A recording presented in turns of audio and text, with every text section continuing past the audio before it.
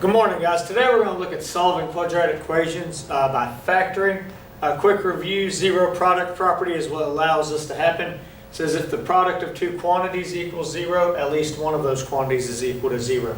So when we factor, we're taking a large expression and rewriting it as a product of its factors, as a product of its pieces. So product of its quantities. So what we're allowed to do is, once we've got it, the equation equal to zero, and we factor, we can then say each one of those factors could be equal to zero. So we want to figure out which values of the variable make that factor zero, and those are the solutions to our equation. So a couple of quick examples. 2x squared minus 5x plus 3 equals 0. So we've already got it equal to 0. That part's taken care of. Let's set each factor, or let's factor it first. 2x squared is 2x times x, so break up your first term.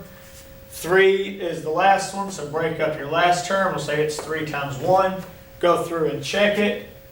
3x plus 2x. Remember, 3 times x is 3x. 2x times 1 is 2x. Combine them, we get 5x. The number is right for our middle, so that tells us all our numbers are correct. But the sign is wrong. So remember your rule: if I need to change my number, change my numbers. If I need to change my sign, go back and change my signs.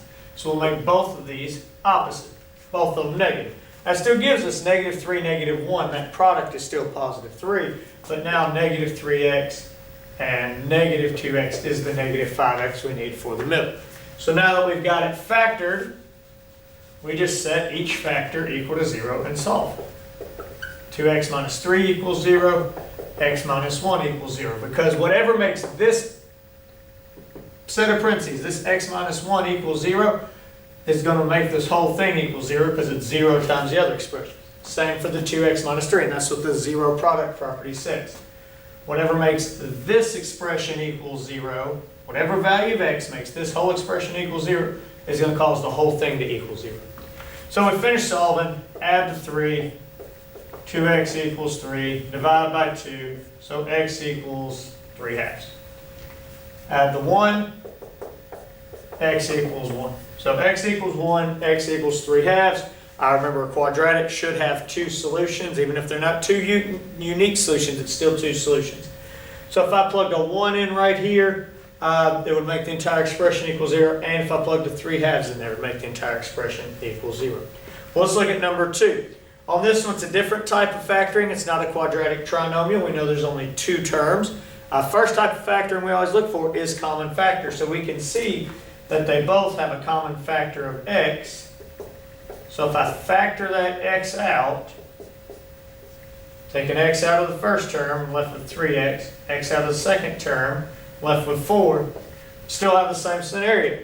Two factors, or the product of two factors, being equal to 0. Set each one to 0. So the first factor, x, equals 0. Well, that one's already solved.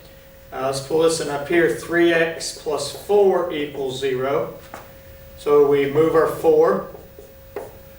3x equals negative 4. Move our 3. So x equals negative 4/3 and 0. And you go plug either one of those back in. Remember, plug 0 into both x's. That'll give us 0. Plug negative 4/3 into both of those x's. It'll give us 0. So that's solving quadratic equations by factoring. Factor each equation. Set each factor equal to 0. Go through and solve. Has to be equal to 0 before you do any of your factoring. That's the only way the zero product property works. That's it, and I'll see you in class tomorrow, guys.